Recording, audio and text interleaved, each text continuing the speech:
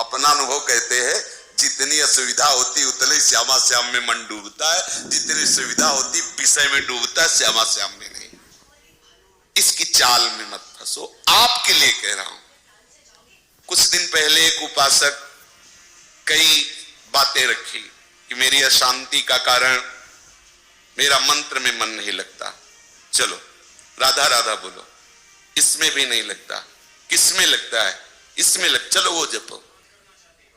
मुझे बाहर निकलना था, कमरे में पड़े रहो, वही टिफिन आ जाएगा, वही दूध आ जाएगा ना, मुझे सब अब खड़े रो रहे हो, क्या करें?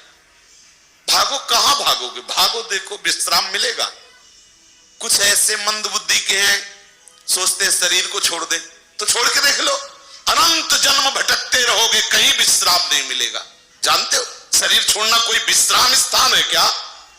अगर इस महान महिमा में मानो शरीर को तुमने तनिक भी अहित किया तो ऐसे ऐसे शरीर मिलेंगे जहां बूंद पानी नहीं मुंह में जाएगा, और तड़पते रहोगे, क्लेशित होते रहोगे, अज्ञान की धरा में कब तक अपना नाश करते रहोगे? कब तक ये नकारात्मक सोच का पोषण करते रहोगे? अरे कई कई दिन महात्माओं को भोजन नहीं मिलता, लोग गालियां देते हैं, धक्के मारते हैं, हमने देखा है। दिगंबर है वाराणसी में, ऐसे हाथ फैलाए दरवाजे खड़े हैं, वहां से कुल्हड़ मारा जा रहा है उनके ऊपर, और ये हम देख रहे, देखा है, क्योंकि बाबा की अलबेली नगरी है, कुछ नहीं, मुस्कुरा के चल देते हैं। आपको क्या होता है? आपके पास तो वस्त्र है, आपके पास तो वास की व्यवस्था है, आपको तो भोजन मिल रहा है, वहां भोजन के लिए भूख से विवश होकर के जाते हैं, और वहां कहीं भी कभी भी वो जगत गुरु आपको ऐसा पक्का करेगा, पक्का समझ लीजिए। आप सोचे कि प्रतिकूलता ना आए, ऐसा हो नहीं सकता, लिख लीजिए। यदि आप सच्चे मार्ग पर चलेंगे तो इसकी चढ़ाई ही प्रतिकूलता है। ऊर्जा शक्ति प्रतिकूलता से बढ़ती है, अनुकूलता से ऊर्जा शक्ति नष्ट होती। परमार्थ की ध्यान रखना, जीवन में जितनी प्रतिकूलता आएगी तन मन के द्वारा उतने अध्यात्म की ऊंचाई पर उपासक चढ़ता है। निज अनुभव की बात। श्री सन्यासी सदगुरुदेव भगवान वाराणसी समाधि मठ आदेश किया कि बद्रीनारायण चलना है। कोई संतों का उत्सव था वाराणसी के,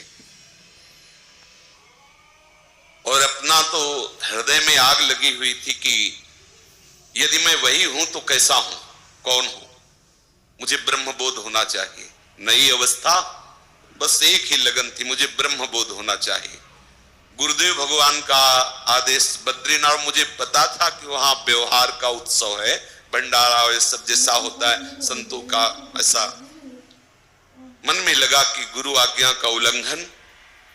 और ये आग, जो आग थी, उसने हमें आदेश किया बनारस से बाहर नहीं जाना। क्या करें? उस समय तक समाधि मठ में रहते थे, मुमुक्ष भवन के पास है। एकदम अंदर से निश्चय आया, एक बार कूदो। बस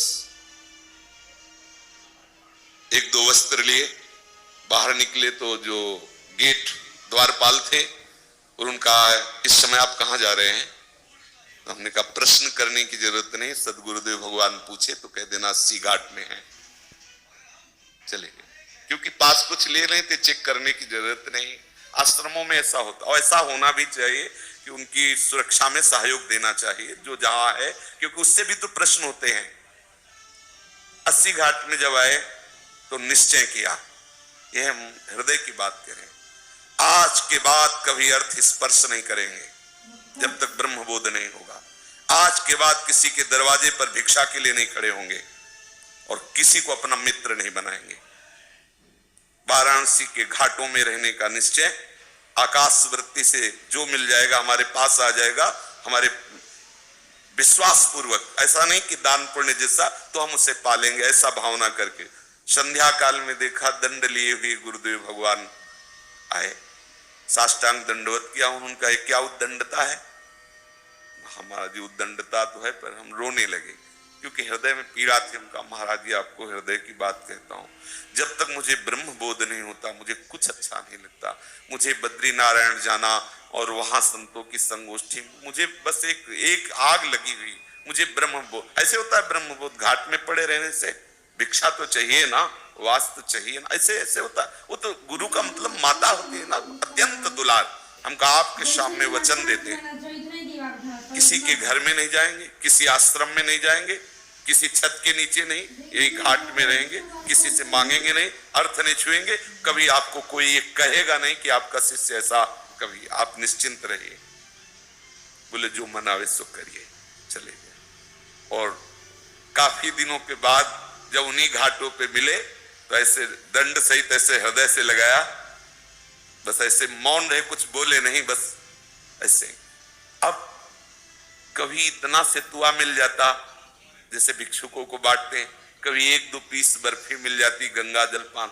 कई कई दिन, अन्नपूर्णा का धाम है, पर कई कई दिन ये सब्जी रोटी दाल ये जो अपने भरपेट पाते नहीं मिला। एक दिन विवस्ता हुई, गुरुदेव को वचन दिए थे, इसलिए मांगना का तो भाव ही नहीं था, आश्रम में किसी के जाने का नहीं, तो मोक्ष भवन में खुला संतों के लिए भंडारा, आप जब जाओ वहां भिक्षा मिलती है।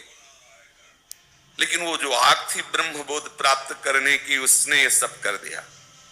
दरवाजे पे जाके बैठ गए, मांगना नहीं है लेकिन बैठ गए। अब वहां से जो गृहस्थी के मुखिया थे वो निकले, कैसे बाबा बैठे हो?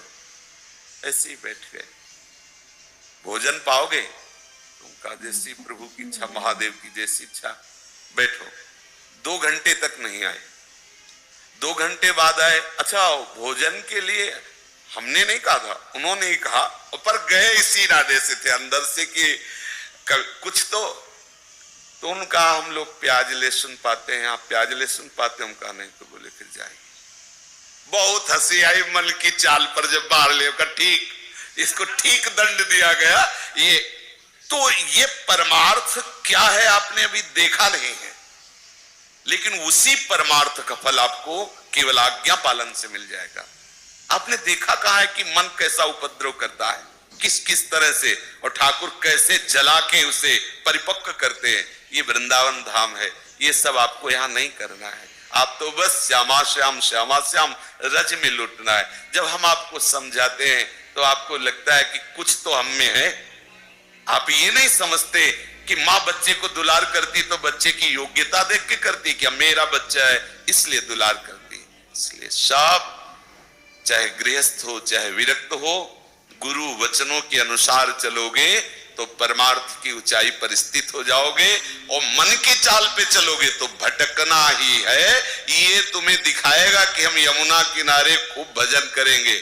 हम आपको कहते हैं अगर आपने कोई भी उद्दंडता की तो माना कि 4 दिन ही आपसे वो करवाएगा, लेकिन 5वें दिन ऐसी जगह खड़ा करेगा जहां से आपका परमार्थ क्षीण होने लगेगा। विश्वास मानिए, धैर्य पूर्वक गुरु आज्ञा के अंतर्गत चलिए तो ये मन श्यामा श्याम में अनन्य हो जाएगा, जो जन्म जन्मांतरों की साधना से नहीं मिलता, वो कृपा से तुम्हें मिल जाएगा। भगवत रसी जी कह रहे हैं, कै बच्चा के पेट, बस बच्चा ही तो बनना। बच्चा क्या करता है हमें बताओ? बच्चा शब्द से क्या तात्पर्य है? केवल आचार्य चरण गुरु चरण के सहारे हो जाना, आश्रित हो जाना। अंदर से सोच लो मुझे कुछ नहीं करना, अब मैं श्यामा श्याम के आश्रित हूं।